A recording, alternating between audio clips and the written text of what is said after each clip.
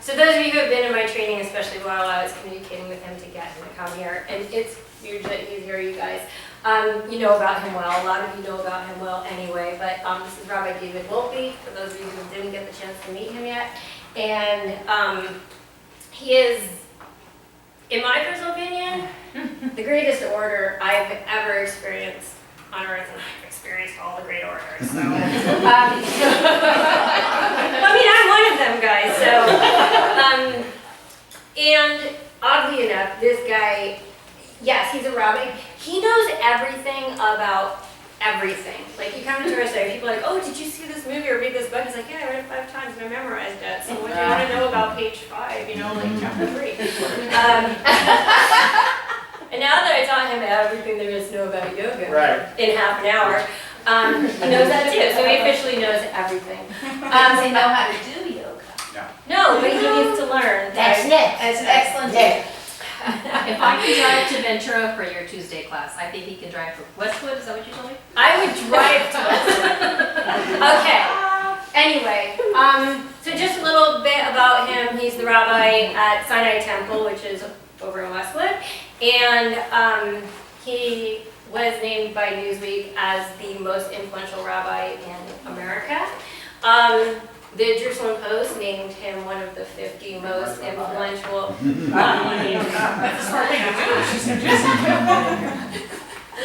I couldn't memorize the whole thing. There's too much in there.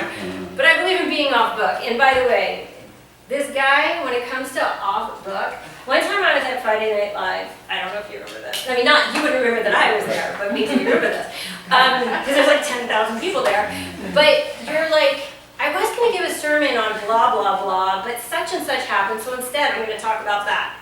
And then he went on to do like a full-length sermon off the top of his head with no preparation, unless that was like, you were pretending that you weren't. Because I remember it like 15 years later. No, I made the lasagna, by the way. Yeah. So, I mean, really, when did you start Friday Night Live? I think in like 98, 99. Okay, so right around the same time. Okay, so Friday Night Live was this just big revolutionary concept of like Shabbat for young professionals with fun, cool, hip music, and like, you know, when you get thousands of like Jewish people skipping their Friday night to go to temple, it's pretty huge. In fact, did that Ben Stiller movie, did they confer with you on that? Okay. Because I think they copied you. Anyway, that was right around the time, so I started going when that started, that I started working for Microsoft, and it was because of you that I'm like, the difference between him and every other rabbi I've ever experienced is the off-book thing. Our rabbi was always, he was a great rabbi. Do you know Rabbi King? Did know Rabbi King? Who's Yeah. that? He was great. Anyway, in Orange County. It was very much like 5-paragraph structure. Like, it was very predictable and read and whatever, but this guy, it's like everything he says is not just brilliant, but like it's visceral. You know? Like, I always tell you guys when you're teaching, you gotta own it. Like, this guy like owns what he says, and I love it. Okay, so Jerusalem Post, that was a tangent. Because those of you who know me, I'm good with the tangents. Jerusalem Post, and you guys, if anyone knows Jews, it's the J Post, okay? Named him one of the 50 most influential Jews in the world. I didn't make that list either.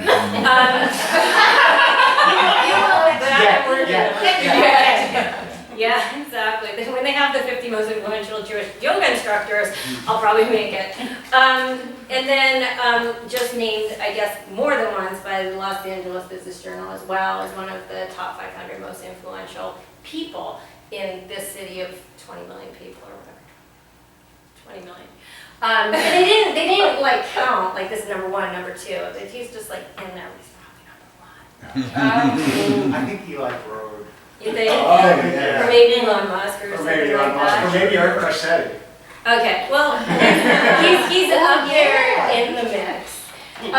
He's been featured on every TV show, every newspaper, I don't need to go through the list. He's a best-selling author, of course, and he's Rabbi David Wolpe. So between meetings with presidents and kings, he comes and talks to me and my yoga students. In fact, I asked the presidents and kings to wait outside while I So, first of all, I really want to thank Shana for this invitation.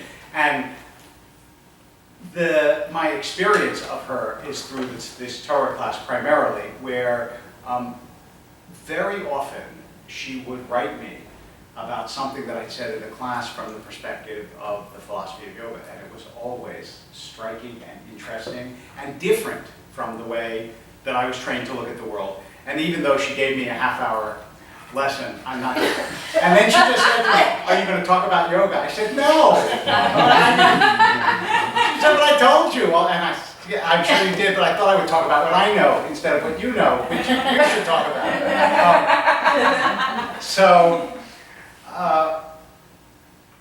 I was asked to talk about Jewish spirituality, and that is as large as any major religious tradition. And so you have to decide to put it in bite-sized pieces, so I'm going to talk about 3 different Jewish philosophers, 2 philosophers, 1 sort of philosopher, and talk about Jewish spirituality versus the world, but in relation to the world, relation to each other, and then in relation to oneself.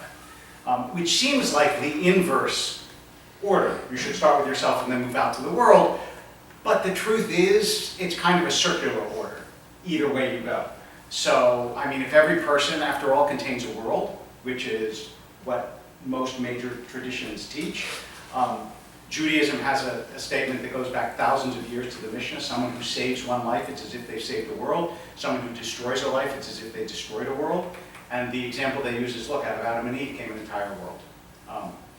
So, I'm going to begin, and you don't have to remember the names of the philosophers, but I think just to do them honor, I'll at least say them at the beginning before I tell you what they're about, with Heschel. Abraham Joshua Heschel, who was a 20th century man who grew up in a Hasidic family and was saved from the Holocaust. By coming to the United States, his entire family was wiped out.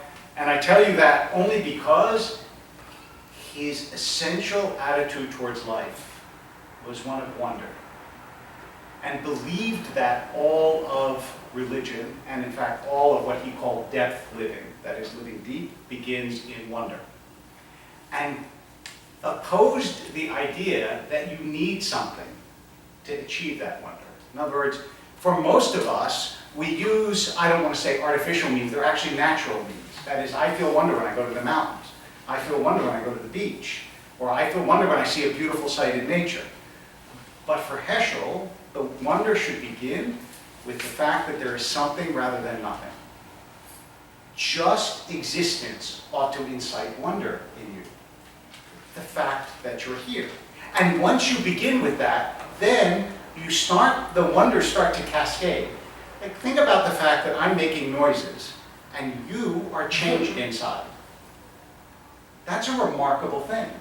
Words are completely intangible, as is God, but they change us. And not only do they change us, but they enable you to sort of throw a bridge across the abyss between you and another person, so that what I'm feeling or thinking inside becomes yours and vice versa. So for Heschel, the world is just crammed with wonders in the same way that it is, I think, probably the best analogy is for poets. And Heschel's writing was very poetic. I'll give you an example. He said, God speaks slowly in your life, a syllable at a time. And it isn't until you reach the end of the journey that you can read the sentence backwards. So as you're going, you don't know what is being said, but eventually you find out. And that's very characteristic of Heschel's writings. So for Heschel, the world is remarkable because it is, and then once you have that fundamental posture towards the world, all you have to do is open your eyes every morning, and you're struck by the immensity, the variety, the beauty, the wonder, the depth of everything, which also allows you, and this is why, to return to what I said at the beginning, it allows you to cope with the difficulties and disappointments of life. Because, I mean, as I said, this is someone who lost his entire family in the Holocaust. And he called himself, he used a phrase from Jeremiah at the beginning of his autobiography, that he was a brand plucked from the fire, because he was the one who survived. And he only survived because he was a scholar, and so he was invited by university, Hebrew College here in Cincinnati to teach. But he saw the world as infinitely more wonderful than it is terrible. And he saw life as infinitely more rich than it is impoverished. And the attitude of how bad things are, which, as you know, seems weirdly to increase as our material possessions increase, because everyone around us knows that the strange paradox of life that I struggle with a lot, especially because I have a congregation in Westwood, is there isn't a person in that congregation that doesn't realize that having more money doesn't make you happy based on all the people they know. Right? Because, look, you know rich people who are happy and rich people who are miserable, and there is no correlation with their wealth and with their happiness. None at all over a certain subsistence level. There just isn't. And yet, it doesn't stop anyone from wanting more money. It's a very strange thing. We know this, but it doesn't. And for Heschel, it's because we don't live at depth. It's because we live at surface. And so even though we know the insights of depth secondhand, we don't live there. But if we lived there, then we would have not only a different attitude towards money, which is only a piece of it, but towards those things in life that hurt us or don't hurt us. I remember a family that was going through a very terrible public scandal in the synagogue, of really very little fault of their own. And one of them came to me and said, like, what am I supposed to do? And I said, what you're supposed to do is take an eagle's eye view. Just like, imagine you lift yourself up and look down on it, you will see that it is ultimately trivial and will pass. And after all, as a wise rabbi once said to me, most people think about you as often as you think about them. In other words, not very often. So spending your time worrying about it is foolish. In fact, if I can divert from Heschel to someone whom he knew and liked, there is a monk named Thomas Merton who was sort of a man about town and a literateur, and he decided to become a monk, and all of his friends thought he was crazy, because why would you leave like New York society to go off to a monastery and live by yourself with all these other people? And in his book, his autobiography, which is called The Seven-Story Mountain, he says that it is a foolish life that is lived in the minds of other people. And I never forgot that. And I think about that all the time, because so often I do things because I'm afraid someone will think this, or they will think that. And first of all, by the way, I don't know what they're going to think, right? Even based on what people say, you don't always know what they're thinking. And second, when they leave, they're going to stop thinking about me anyway, and I'll still be with me. So why am I bending myself? And Heschel has a diagnosis. His diagnosis is because you live on the surface and you don't feel the wonder of what is, and if you did, then you would want to live there. He quotes the Chassid, who is from the Hasidic tradition, which is a tradition in Judaism that I will mention a little bit more in the third installment. But the founder of Hasidism, the Baal Shem Tov, used to say, a penny in front of your eye hides the sun. In other words, very small things can completely, you can feel incredibly grateful if you go outside and you have a flat tire, right? You will tell someone, I had a terrible day. Despite the fact that you live in the richest country in the world, that you have enough to eat, that you have shelter over your head, that you have people who love you, that you love people, but you have a flat tire, so you had a terrible day. Right? I've said often that a lot of times when people have tragedies, they come to my office and say, why me? But it's so rare that someone comes and says, you know, I was born in the second half of the 20th century to parents who love me in a wonderful country. Why me? But it's just as valid a question. It's only that we expect always there will be good, and anything bad turns out bad, like the exercise that I heard a teacher did years ago took a white wall with none of these beautiful pictures on it, and he put in the middle a black dot. And he said, what do you see? And everyone said, a black dot. And he said, no, you don't. You see a huge white wall with a tiny black dot in the middle. He said, but that's the way we all live, is got a flat tire, so the day is terrible. So the first principle of Jewish spirituality is that whatever God is, and we'll come maybe to that in a little bit, But whatever God is, what God is most is the person who bequeathed existence. Or, I said the person, but the entity or the something that gives us existence, and therefore our return for that existence is to live it seriously as opposed to living it trivially. And that's spirituality part one. Part two is how we relate to each other. And for here, I'm going to go to the philosophy of another Jewish philosopher named Martin Buber. And by the way, like most philosophies, they're not always consistent with each other, because arguing is also a Jewish philosophy. But they're all enriching, and besides, the human heart is not consistent, and you need different things at different times. So this is how Buber talks about human relations. And one of the wonderful things about him is there aren't that many people whose philosophy actually makes you see the world differently almost immediately.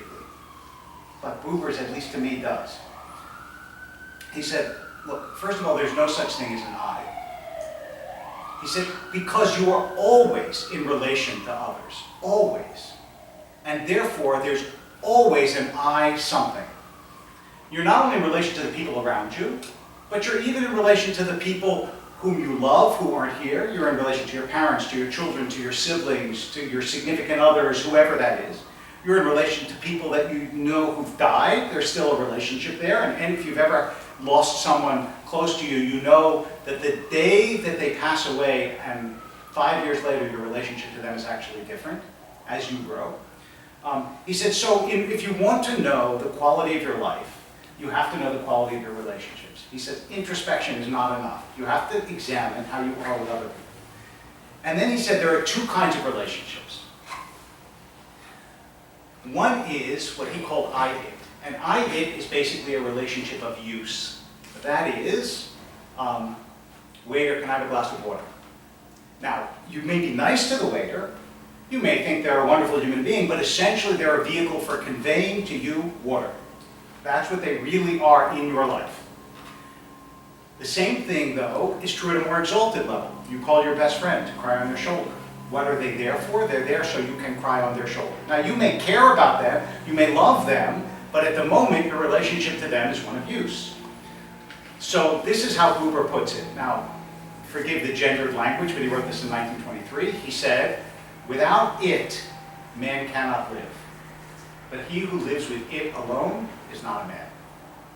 In other words, if your only relationship is I-it, then you've never really become a human being. It's easy to describe I-it. It's a lot tougher to describe the other relationship that Buber talks about, which he calls I-thou. I-thou is a relationship where, for moments, because this isn't something that you have all the time. Everybody slips into I-it all the time. Sometimes you just need someone to go shopping for you, even if you love them tremendously, right? Sometimes you just need your kid to go to bed, right? That's all you need from them. I-thou is when all you want from the other person is the other person. That's all you want. So you know how when you speak to someone, you have a line inside you that is constantly telling you about what you're saying. Am I being clear? Is this right? What do they think of me? All the constantly running tape that goes on when you're talking to someone else. When you have I-thou, that disappears. You're not actually worried about criticizing, because to criticize something is always to step outside of it, right? You can't criticize something unless you can take a more or less objective view of it. I-thou is when you're in a relationship, even for moments, and you are fully present, and the other person is fully present, and all you have is each other. And that, says Buber, and this is why he's a religious philosopher instead of just a philosopher, that, says Buber, is the relationship that everyone has to God, whether they know it or not. So he says, when you say to God, please get me a new bike for Hanukkah or Christmas or whatever, he says, you may think you're relating to God, but you're not relating to God. Because God will only relate to you as a thou. So, in fact, your relationship to God only exists in the realm where it's pure. And the way that you learn to have that relationship is by having it with other people. Now, you can have an I-thou relationship with a stranger on a bus for 30 seconds. And in some ways that's the easiest, because you don't want anything from them, they don't want anything from you, but you have a meeting of eyes, you look at each other, and for a second you share something, and that's it. But according to Buber, when those sorts of things happen, you know something about the soul of that other person that's real, and that's how you know God. Not because God has this attribute or that attribute, but because if you have moments where you really feel God's presence and are prepared to let God feel yours, then whatever God is, you are in relationship with that entity, whatever you want to call it. So that's why, to make a sort of circle of the two of them, the reason that Buber and Heschel kind of disagree is, for Heschel, first of all, as soon as you open your eyes, you're there. For Buber, it's all about relationship with another person. And also because Heschel really believes that a large part of what he calls the spirituality of the deed. You may know that Judaism is a very ritual-oriented tradition. For Heschel, part of the way that you communicate with other people is by what you do. And therefore, when you light candles, for example, you are communicating in this symbolic language to God, and that draws you close to God. Buber's vision is a much more pristine vision. It doesn't require deed, it only requires presence. And I feel as though, I don't want to say that some people are one and some people are the other. I actually think what happens is we move back and forth between the two, but both are nourishing. And then the third sphere of spirituality is your relationship to yourself. So it's first of all strange to talk about your relationship to yourself, because already that makes you two. You realize that, right? And it's very hard, in part because of the constraints of language, to avoid splitting yourself. So when I say, for example, my back hurts, who's the back, mine, that hurts me?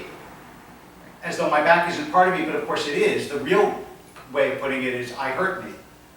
But that doesn't make sense. So, so part of it is to understand that we speak about ourselves as pieces, but we are actually part of a greater whole, but also part of an integrated whole as a person, because every part of you affects every part of you. As anybody knows who's ever had a pain, in fact, one of the ways that I sometimes explain Buber, I didn't think of it at the moment, is in I and Thou, he has this line. By the way, it's not a book that you just pick up and read. It's his shortest book and his hardest. He writes other books that are much easier to read. But this one is very dense, even though it's short, and sort of requires someone to unpack it for you. But somewhere in the book he says, the I-Thou experience resembles nothing so much as pain. And I was always puzzled by that. But then I realized that if you stub your toe for a minute, nothing else exists. Nothing. That's it. Only the pain exists. So when you have an I-Thou experience, what he's saying is it's a totality of experience. Like at that moment, only that person is there. Right? Like, I don't know if you've had this experience, but just to give you an example, think of those late night sessions in college where you were talking to someone and it seemed like time was suspended and only the two of you were there. So the relationship to yourself is, for me, the beginning of this is this story, the very strange story in the Bible about Jacob and Esau.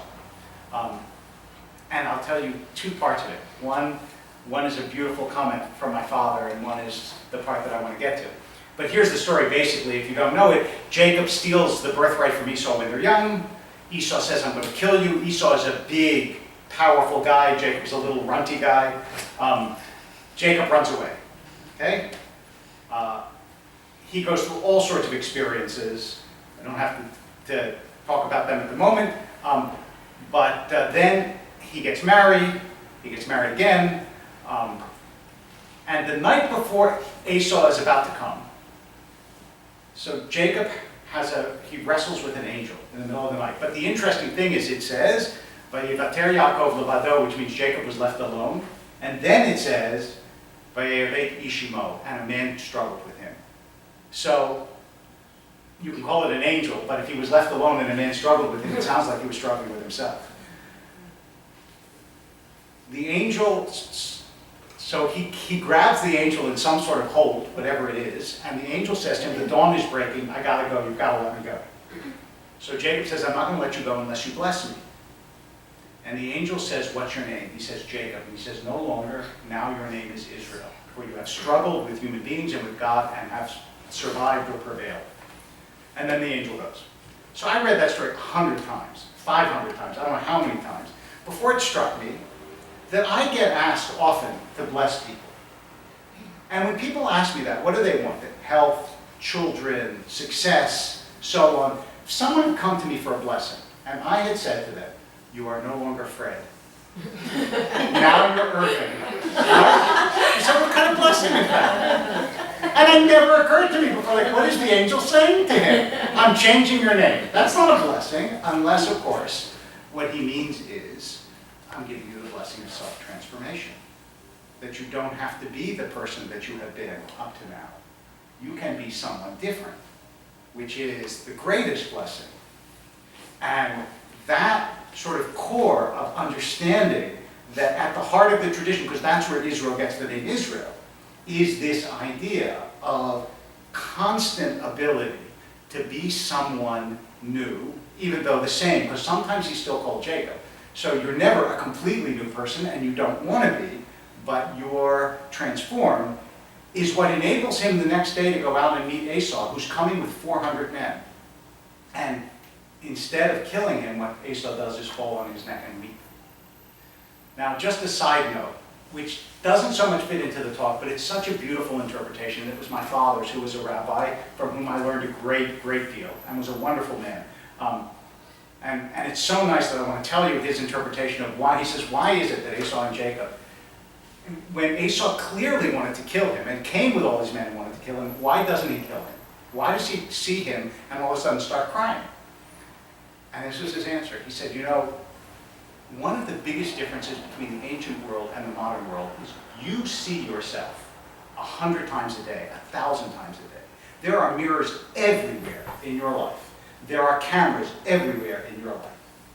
But if you remember the myth of the Greek Narcissus, he looks in a pool, sees his reflection, and falls in love. Now, if you ever tried to see a reflection in water, you know it's a very imperfect reflection. It's not like looking in a mirror. But the point is, in the ancient world, there was nowhere else to see yourself. And most people went years without ever seeing themselves, which is a very different world. So now, said my father, remember that Jacob and Esau were twins. They weren't identical twins, but they were twins.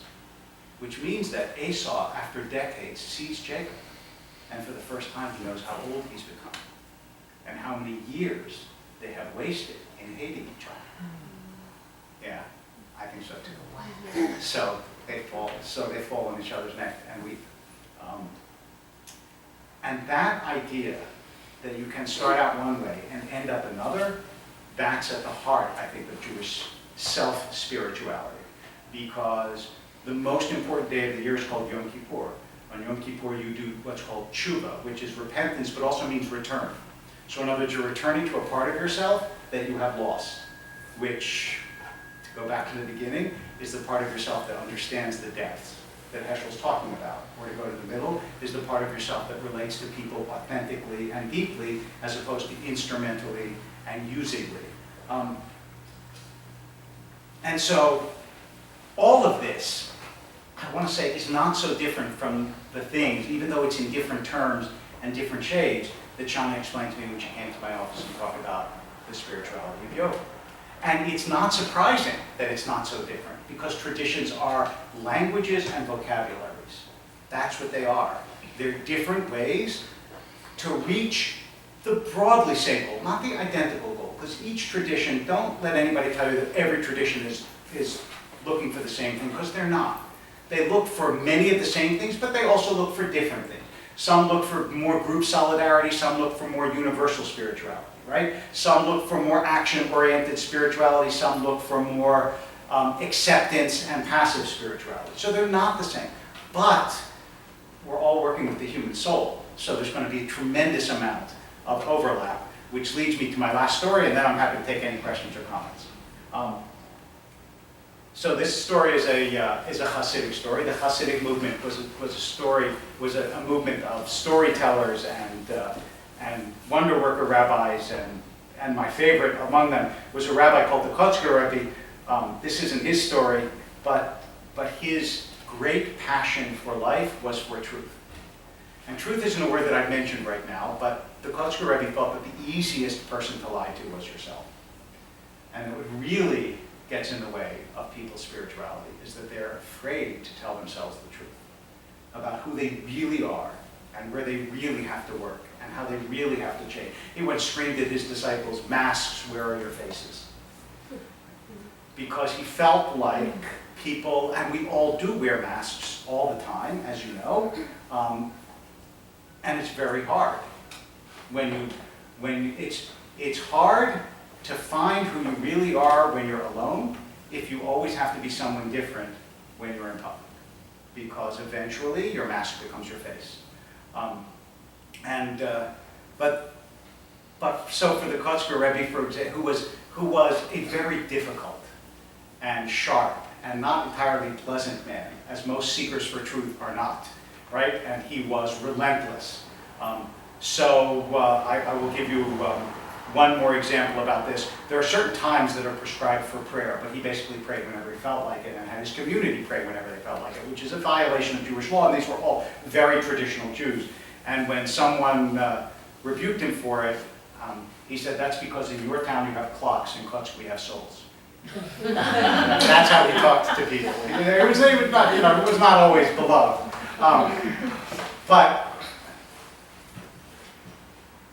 But he also acknowledged, because he was one of the few rabbis that refused to pray for other people. He always said, "Why do you want me to pray for you? The most effective person to pray for you is you. So if you have a prayer you want to offer, don't ask me to do it, you do it." And he did acknowledge that truth, that even though there are general spiritual paths, every individual is going to be different, right? And every path is going to be different. And this idea that you have to be able not only to find your own path, but you have to be able to maintain it even before God, is, I think, central to his idea of spirituality. One of the verses that he commented on was in Exodus. Moses talks about the fact God gets angry at the people, and Moses says, "I stood between." Later on, Moses is telling the people the story, and he says, "I stood between God and you." And the Kotzker Rebbe's comment on that is, what stands between God and you is the I. It's your ego that stands there. So again, a clear resonance. Anyway.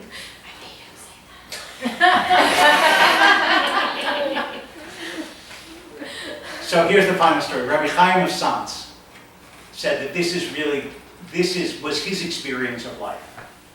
And I think why everybody here is here right now.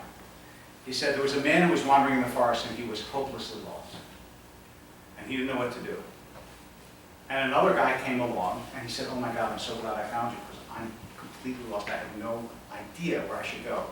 And the second man said to him, "I'm lost too. I also don't know. But one thing I do know, as you know, which is the way that we have gone is not the way. So now we hold hands and find a way together." Thanks.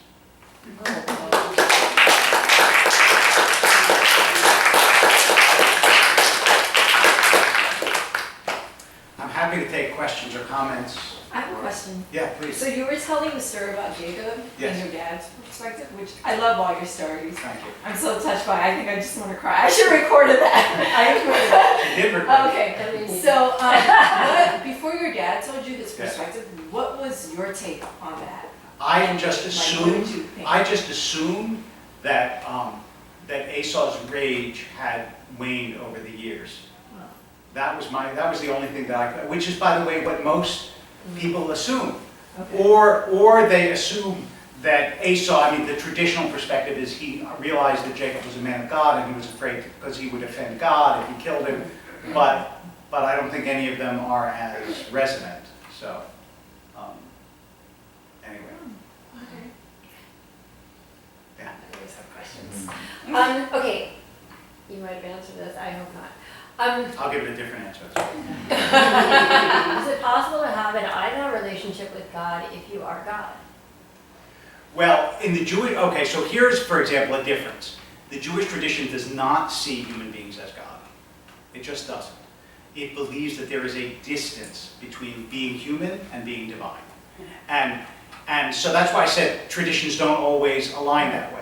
So I don't know about the yogic, I will leave that aside, but the New Age idea that a human being is God does not actually line up well with Judaism.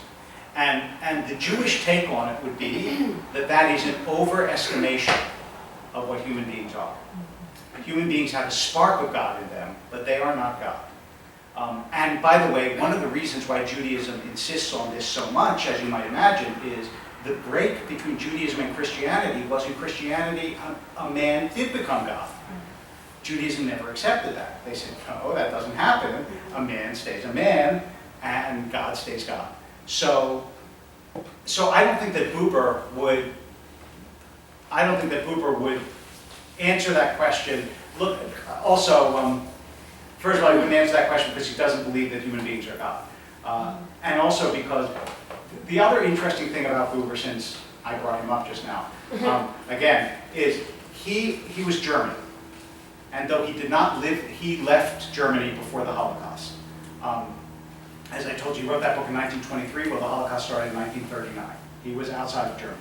After he was invited back to Germany in 1953, so only 8 years after the war, when the country was still full of ex-Nazis, after all, because it was 8 years after the war. He was invited back to get an award, and he went. And to almost universal condemnation, because how could you go back and take an award from him?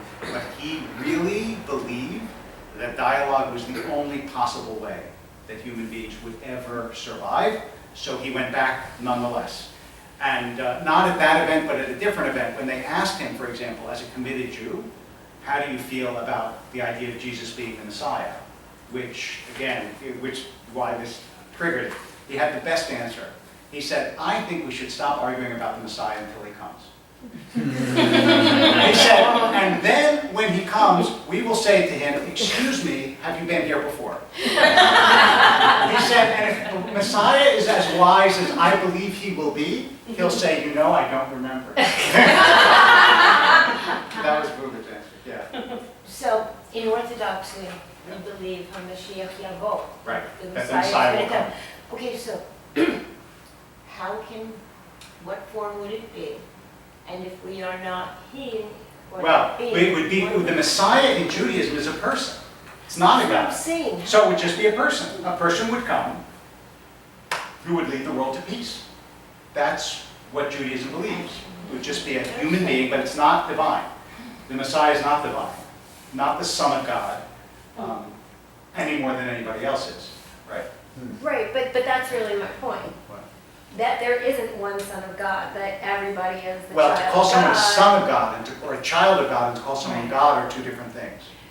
Isn't all creation a manifestation of God? Yes and no. There are things that are distinct. Would you call this God? No. Even though isn't it part of creation? Yes. So if you're going to call everything in the world God, then you'll be a pantheist, which means nature and God are the same.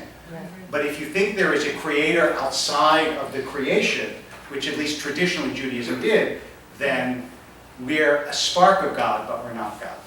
So, in talking about the New Age philosophy, there are linguistically people that categorize things in. So you're talking about the very extreme, like everything is God languaging. But the type of idea that what about the energy of God flows through us? Does that? I could see that, but certainly that exists in Jewish mysticism, yes. As long as there is a distinction between the divine and the human, who can be a receptacle for the divine, can be a spark of the divine. Yes, exactly. Energy All of that. comes through, but Yes. it's not the. Yes. Now, I just want to say, I'm talking about traditionally, the way Judaism looks at the world. Because any of the monotheistic traditions sees a creator God, and a creation is never equal to the creator that made it, right? So, but I'm not trying to convince you that this is so. It may be so, it may not be so. Yeah, and you go ahead, try again. I can see it in your face. It's like, I'm going to get a different, let me go on this way. I'll see how it goes. Isn't there a theory that God created man so he could experience himself?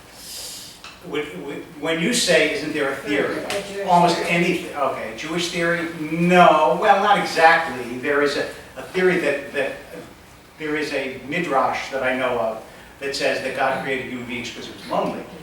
But I haven't, although I like that statement very much, we are called in the image of God. That's the way Genesis puts it. So in that sense, you could say yes, but that's still not the same as God's self. And that's why, Judaism is premised around the idea that you stand up, but you also are lesser than or submit to something greater than yourself. Like the whole AA thing about give yourself over to, that comes out of the Christian tradition, out of the Jewish tradition. That is, you're giving yourself over to something greater than you because you are not God.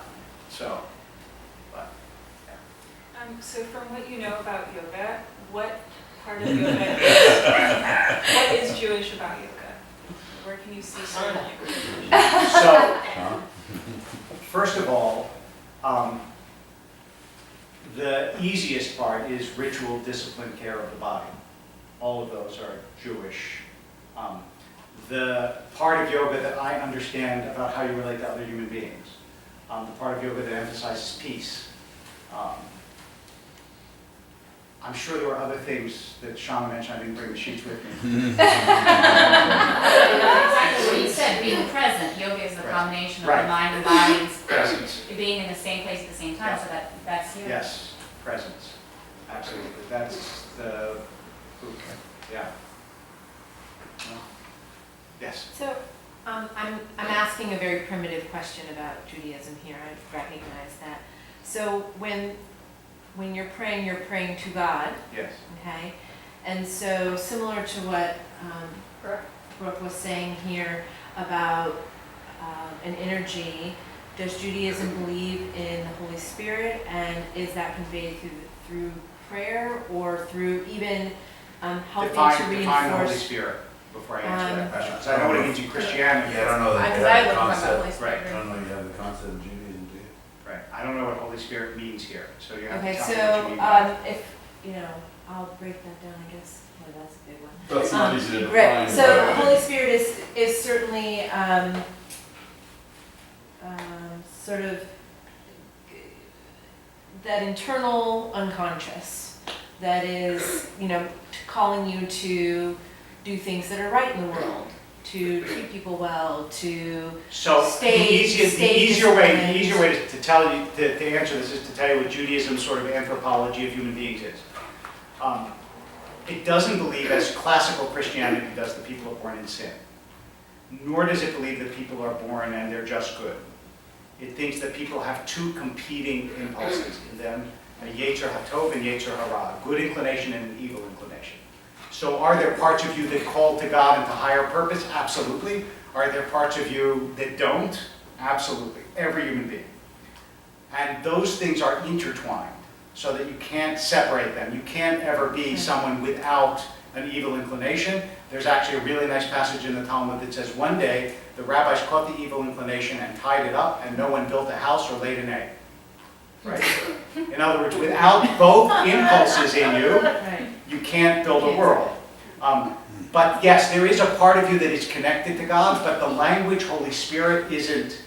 God. Oh, well, the truth is Ruach HaKodesh, which is the Hebrew for Holy Spirit, but it comes from God, not from human beings. The Ruach HaKodesh can be over you, but it's God that sends it, as opposed to something that arises from you internally, at least according to classical Jewish sources. So someone can be inspired, Yes. but it comes from without as opposed to within. That's I think that's the same with Christianity. So that may be. Yes. Part of the problem, honestly, that we have in discussing religion is that English is a Christian language. So unless you use the Hebrew terms, even when you're talking about like grace and faith and love, these are all words that are shaped by the Christian tradition because they're English words, and that's the gospel truth. So, Yeah. speaking as a lifelong Christian here, actually have a bunch of questions, but they're all related to the same thing you already touched on, Jesus, a human being, not the Son of God. A rabbi, possibly? Jesus Possibly. is a rabbi. Possibly. The New Testament A was- teacher, certainly. The New Testament, I know, is not part Well, of no, the Jewish New tradition. Testament is not part of the Jewish tradition at all. So, it's in the New Testament that the whole concept of an afterlife is born, at least for Christians, you know, Right. for my only begotten Son. And so what happens in the Jewish faith when you die, and when the Messiah comes? Is there a resurrection, or Yes. does your life end? Oh no, there's a resurrection. Okay, so there is an afterlife. Right, there's an afterlife and a resurrection, both. Humans will be resurrected. It's looking, Daniel chapter 12, Okay. before the New Testament, that was already talked about. Right. And, but I mean, I would say the difference, the major difference between Judaism and Christianity in terms of an afterlife is, first of all, Judaism rarely defines what happens. It just calls it the world to come. Sometimes it calls it the Garden of Eden, but it doesn't get specific. Also, how you get there is different. But and second, it's less emphasized in the Jewish tradition than it is in Christianity. And you can see this, by the way, in the central images of the two traditions. The central image of Judaism is the Exodus, which is a political, this-worldly liberation. The central image of Christianity is the death and resurrection of Jesus, which is a theological afterlife image. So both things exist in both, but the emphasis tends to be different. Judaism emphasizes more the action in this world, and Christianity emphasizes more the life after. But also the other thing is, it's really hard, almost any time somebody tells you Judaism says, or Christianity says, they're simplifying. Because this is thousands of years of tradition, and so many thinkers, and so many traditions, and so many lands. So, you always have to take it with a grain of salt. Are there Jewish thinkers who come very close to, yes, and there are Jewish thinkers who are much farther. So, let me give you an example of this. Maimonides, who was the greatest Jewish philosopher of the Middle Ages, maybe the greatest Jewish philosopher, period. He lived in Muslim lands his whole life, never lived among Christians. He was persecuted in Spain when there was a Muslim persecution.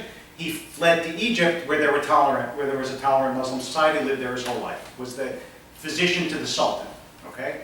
Now you may know that the Quran retells many of the Bible stories, but tells them differently, okay? If you ask a traditional Muslim, they'll say that's actually the correct original story. Forget the question of who's original, let's just talk about Maimonides. So Maimonides said Christianity is idolatry, because how can you worship a guy? For him, who only lived in Muslim lands, he saw it as idolatry. He said, but you are allowed to study the Bible with a Christian because they accept the Hebrew Bible. You are not allowed to study it with a Muslim because they vary the stories, even though Muslims are not idolaters, they're monotheists, and Christians are idolaters. So the only reason I'm saying this is because the interrelation of traditions and what they learn from each other and what they teach each other is very complicated. Did you ever think, for example, by the way, Jews only bow down on their knees like a couple times a year. But if you go back to ancient sources, they used to do it all the time. Why do you think they stopped getting on their knees? Because Christians did it all the time. So they wanted to distinguish themselves, so they get on their knees all the time. We don't do that. Why is the Christian Sabbath on Sunday? Because Saturday is taken. And when is the Muslim Sabbath? Friday. Because Christians, Muslims, Jews, they all define themselves in part in opposite. They do this, so I'm going to do that. Which is another reason, just to give one more example. This is all like religious trivia. If you go to a Jewish worship service, one of the strangest things is, you see the ark, there's always like often some representation of the Ten Commandments. The Ten Commandments, which are clearly the centerpiece of the Hebrew Bible, are nowhere in the Jewish worship service. We've got all these excerpts from the Bible that we read all the time. You don't read the Ten Commandments. And if you ask why, the answer is because early Christians said the Ten Commandments are the part that God revealed, the rest of it, no. So the Jews said, well, you think that that's it's so not the only part, but we're not even going to put it in our service. And that's how, and we all do that, right? We do that in countries too. People over there do that. In America, we do this, right? Not so true anymore. But so a lot of what we talk about as traditions are traditions that rub up against each other, share things, define themselves in opposition, and they're never so clean as this is what this tradition teaches, but that is what that tradition teaches. The only time you think that is if you don't interact with other people. But I'll finish this little diatribe with my story about crest, which I often tell, because everybody can identify with this in one way or another. So, when I was a kid, my mother only used Crest toothpaste. And she made us understand that that was the best toothpaste, and it was really the only one that people should use. And my mother felt this about most things that she used. She's a lovely person, but if she used something, it was the right thing. So, anyway, when I used to go to other kids' houses and they would use like Colgate, I really would think like their parents, these poor kids, their parents don't know that you're supposed to use Crest. I really believe that. So, but when I got old enough to see that other parents were as smart and as informed and as kind as mine, and they used Pepsodent, I'm not kidding when I say my world changed. It really did. And that's what happens when you meet someone of a different tradition and you realize, especially if you grew up like thickly in your own tradition, and you realize that they're as smart, as thoughtful, as kind, as this, as that, as you are, and they don't believe all the stuff that you know to be true. And it's sort of shattering in a way. And that shattering, although I really didn't come here to talk about this, but that shattering and the fear of that shattering, I think is a big part of why our country is so polarized. Because as soon as you say, so why can't you just say that condemning Nazis is good? Why can't you say that? And the answer is ultimately, because if you give even a little of your position, you feel like it all might come unraveled. On both sides, and this is not, forget this particular incident, but on both sides people tend to be that way. And it's very rare that people can actually give and still feel like they're secure. But that's, anyway. So, yeah. So go back to yoga. So you talked a lot about two philosophers who are from the early 20th century, but more recently have there been a lot of Jewish philosophers who look at the world in a different kind of spiritual way that might be more not egalitarian, less religious as such, and are maybe looking at some issues that are related to although they haven't had as much of an influence. But yeah, there are lots of, like Art Green, for example, is one worth reading, who was deeply influenced by the Hasidic tradition, but also was part of the 60s counterculture movement, and writes from that perspective, and is really smart and interesting. So, yes, there are, and actually, one of the things that Art Green, he was a student of Heschel's, even though he became more of a counterculture than Heschel, but one of the things that Green says in one of his books goes back, Shana, to something you said, which is a really nice interpretation.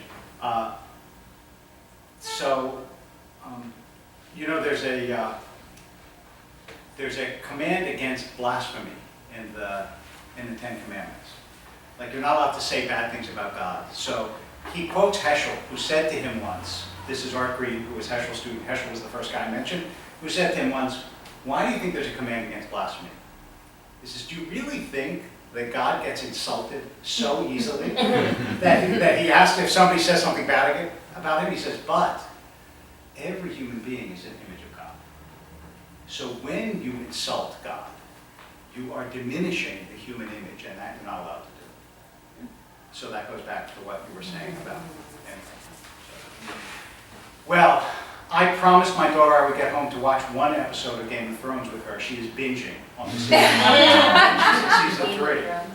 Yes. I mean, this is important stuff. In fact, when I came home today, she's on vacation from college. She's 20. As I walked in, she said to me, you know, I'm not wasting my time.